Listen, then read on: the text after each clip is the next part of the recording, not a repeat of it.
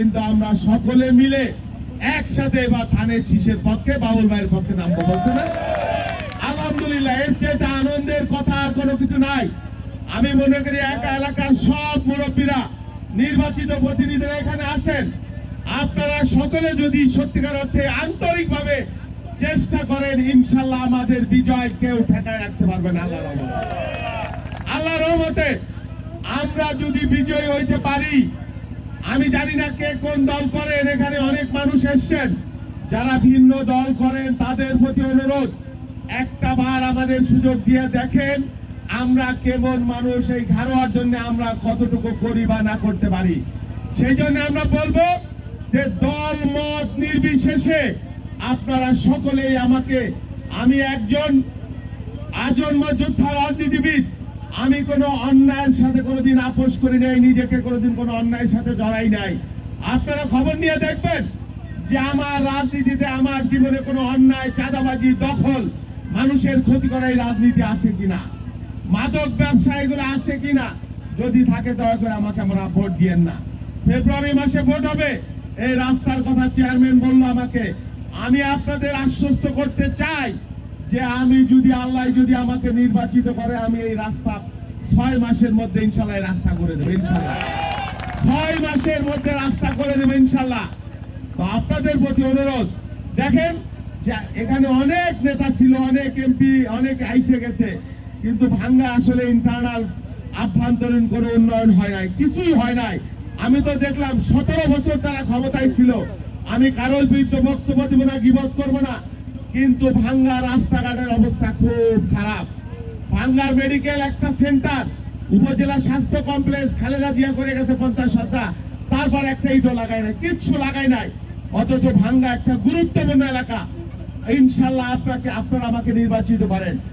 আপনাদের আমি কথা দিলাম 17 বছর লাগবে না, 5 বছরের মধ্যে ভাঙ্গার চেহারা আমরা পরিবর্তন করে দেবেন।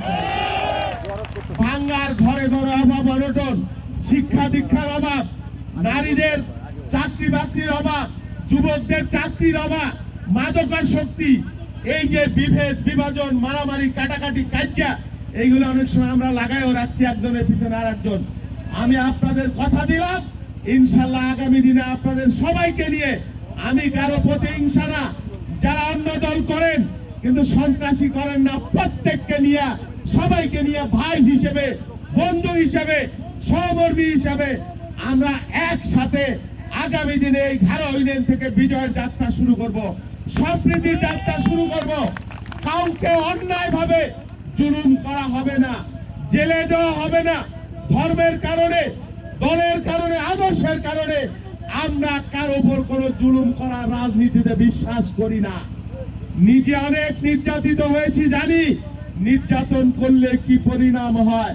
সুতরাং নির্যাতন করে, অন্যায় করে, টাকা লুট করে, প্রতিহিংসার রাজনীতি করে মানুষের বিরাট ভাজন হইতে চাই না।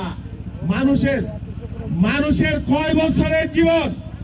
আপনারা যদি আমার সাথে থাকেন, ইনশাল্লাহ ইনশাল্লাহ ফেব্রুয়ারি নির্বাচনের বিজয়ের মধ্য দিয়ে এই ভাঙ্গার মানুষের জন্য আমরা একটা বড় ধরনের সুখবর নিয়ে আসবো ইনশাল্লাহ। আপনারা কি দয়া করে আমাকে সাথে রাখবেন? দয়া করে রাখবেন। সকলে অনেকে হাত উঁচু করে নাই, সবাই আল্লাহর নামে আমরা শপথ করতেছি, ইনশাল্লাহ ফেব্রুয়ারির নির্বাচনে ধানের শীষকে আমরা বিজয় করব। তারপরে এই ঘাড়া ইউনিয়নের উন্নয়নের জন্য আমরা কাজ শুরু করে দেব ইনশাল্লাহ। এখন আজান দিবে। সবাইকে ধন্যবাদ।